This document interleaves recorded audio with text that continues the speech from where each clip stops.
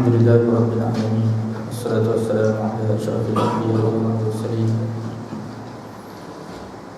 wa ala alihi wa ashabihi wa man tabi'ahum bi ihsanin ila yaumiddin.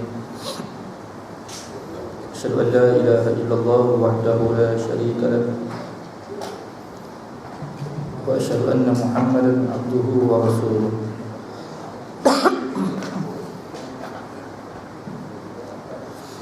Allahumma salli wa sallim ala sayyidina Muhammad wa ala alihi wa ashabihi ajma'in. Rabbi shrah li sadri wa yassir li amri wa hlul 'uqdatam min lisani yafqahu qawli. Subhanaka la 'ilma lana illa ma 'allamtana innaka antal 'alimul hakim. Wala hawla wala quwwata illa billahil 'aliyyil 'azim. Amma ba'du. Tuan-tuan, perempuan, muslimin, muslimat, ahli jemaah yang dirahmati oleh Allah Subhanahu wa taala. Insyaallah pada malam ini kita akan meneruskan sambungan kajian tafsir Al-Quran surah Al-An'am. Surah Al-An'am yaitu surah yang ke-6. Surah yang ke-6 di dalam susunan tertib surah-surah di dalam Al-Quran Al-Karim. Kedudukannya surah yang ke-6 selepas surah Al-Ma'idah. Dan di dalam kuliah pada bulan lepas kita berhenti pada ayat yang ke-16. Betul kan? Dan insyaAllah pada malam ini kita akan teruskan sambungan ayat 17, iaitu muka surat 129. Quran biasa muka surat 129, juzuk yang ke-7. A'udzu billahi minasyaitonir rajim. Wa in yamsaskallahu bidurrin fala kashifa lahu illa hu wa in yamsaska bikhairin fahuwa ala kulli syai'in qadir wa huwal qahiru fawqa ibadihi wa huwal hakimul khabir. Wa in yamsaskallahu bidurrin, sekiranya Allah menimpakan kepada kamu wahai manusia. Sebagian mufassir menyebut ayat ini ditujukan kepada Nabi sallallahu alaihi wasallam. Maka dia memberi makna kaf. Kaf di dalam ayat itu yamsaska, ka itu ditujukan kepada Rasulullah sallallahu alaihi wasallam. Mana sekiranya ditimpakan kepada engkau wahai Muhammad bidurrin, dengan apa sahaja mudarat, kesusahan. Dur mana kesusahan, merangkumi ketakutan, sama ada perasaan takut yang berada dalam hati, kesedihan, dan sebagainya, berbentuk susah hati, ataupun apa saja yang ditimpakan kepada manusia berbentuk kesusahan. Seperti mana Allah Ta'ala menyebut di dalam ayat yang lain, minal khawf wal ju' ataupun kelaparan, wa naqsim minal amwal, kekurangan harta, wal anfus was samarat, kematian jiwa, ataupun kehilangan ataupun kekurangan buah-buahan. Maknanya apa saja yang berlaku yang menimpa manusia itu Allah bagi tahu fala kashifa lahu, tidak ada yang dapat melepaskan daripada kesusahan tersebut illa, melainkan dia saja. Melainkan dia saja. Maknanya segala makhluk selain daripada Allah tidak boleh melepaskan manusia itu daripada apa saja kesusahan, daripada apa saja kesusahan. Dan Allah bagi tahu kesusahan tu Allah yang timpakan.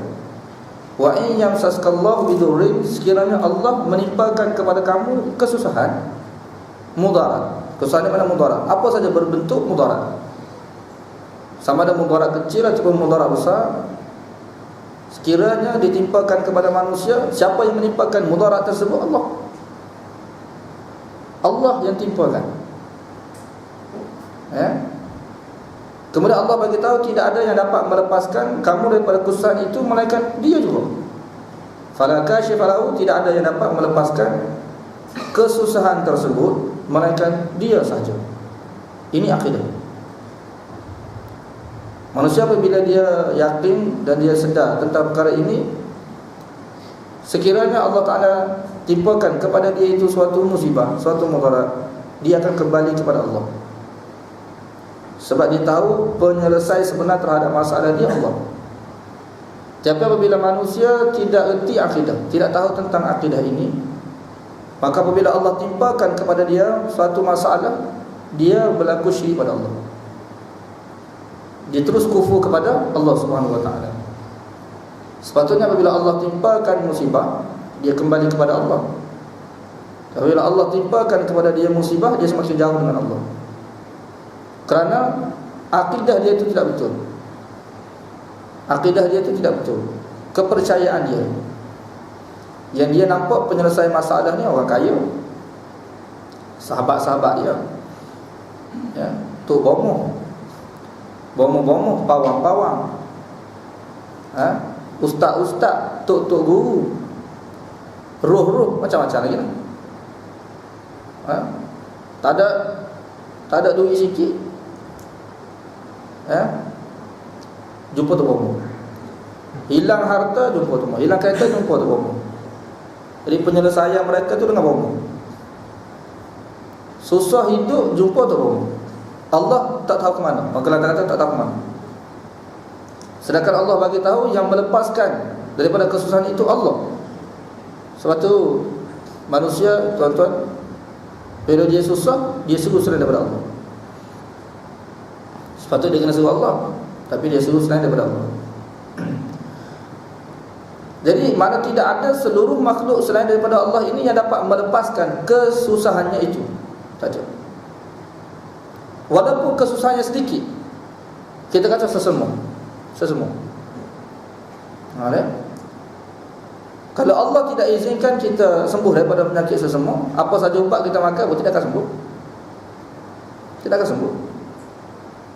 Ya, Allah Subhanahu wa taala yang takdirkan. Sebab itulah di dalam hadis kursi, hadis 40, dalam hadis kursi, Imam Nawawi telah susun, telah bawa satu hadis, ya, saya lupa ada hadis yang keberapa. Allah Subhanahu wa taala bagi tahu sekiranya berkumpul seluruh makhluk, jin, manusia seluruhnya, seluruh manusia ini berkumpul termasuk jin untuk memberikan mudarat kepada seorang hamba Allah. Berkumpul seluruh manusia pun, kalau Allah Subhanahu wa taala menentukan kepada dia itu tidak terkena musibah, dia tidak akan terkena musibah tersebut, kecuali apa yang sudah ditentukan oleh Allah, kadar musibah tersebut. Kalau Allah tentukan kepada dia tidak kena langsung, tak kena langsung.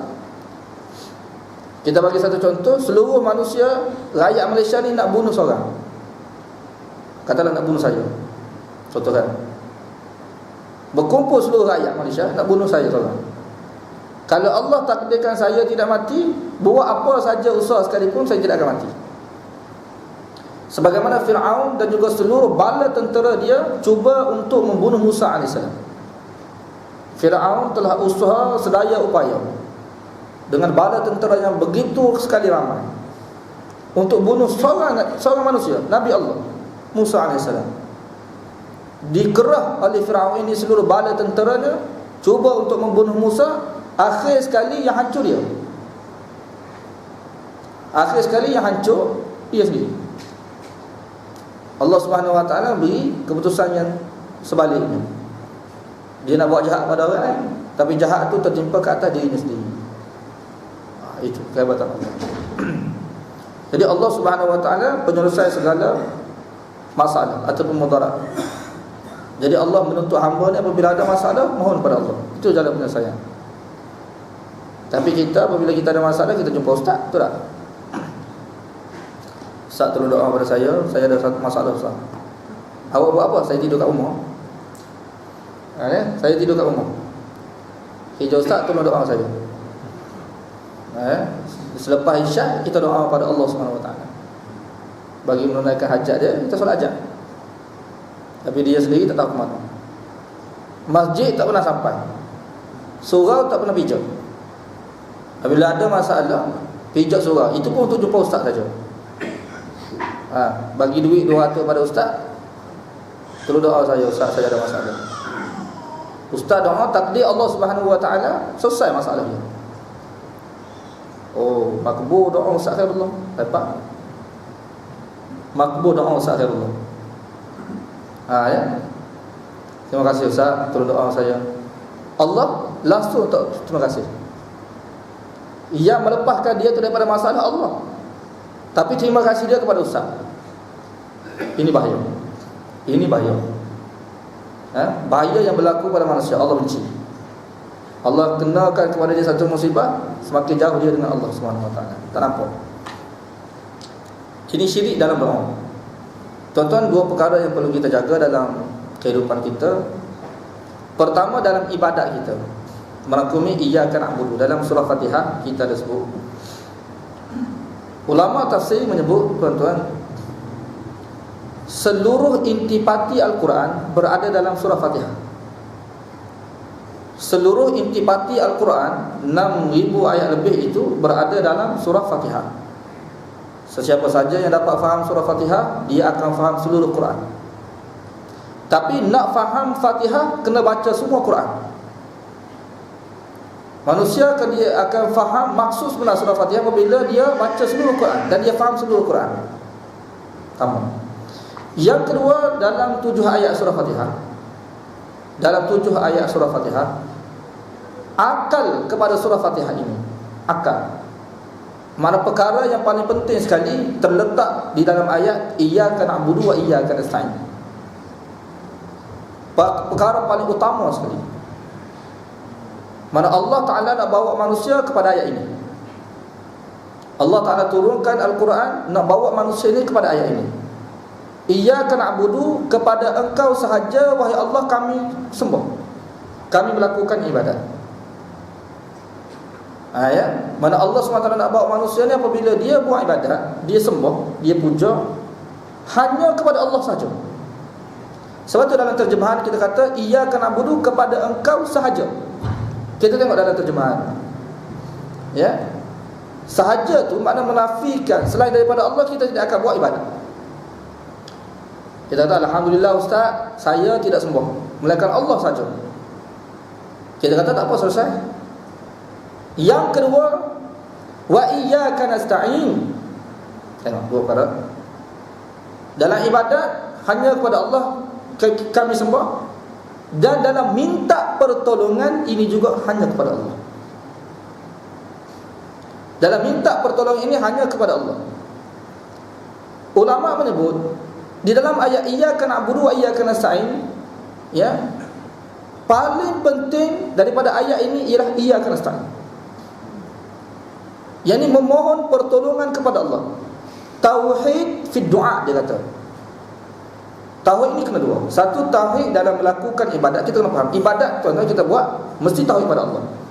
Jadi kita sujud, kita rukuk, kita sembah, kita buat sesuatu, tawaf ke apa semua, ini kita buat semata-mata kerana Allah. Ini bentuk ibadat. Seluruh ibadat yang kita buat itu akan rosak semua ibadat kita kalau kita seru selain daripada Allah.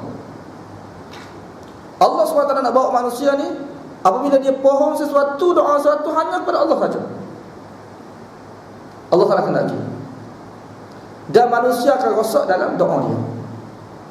Sebab tu Nabi SAW menyebut dalam hadis, ad-du'a, ibadat ni banyak kan. Salah satu daripada ibadat yang Allah Subhanahu Wa Taala berikan kepada kita, doa. Salah satu ibadat, bentuk ibadat banyak, salah satunya adalah doa. Doa ni memohon sesuatu. Ad-du'a mukhul ibadah, kata Rasulullah. Doa ini merupakan otak kepada sekalian ibadat. Doa ni merupakan otak kepada sekalian ibadat. Apa makna? Kalau otak rosak, semua ibadat rosak. Mana kalau doa kita kepada Allah rosak, semua ibadat kita rosak, hancur lebur semua. Tengah faham? Sebab tu manusia akan rosak apabila dalam doa dia.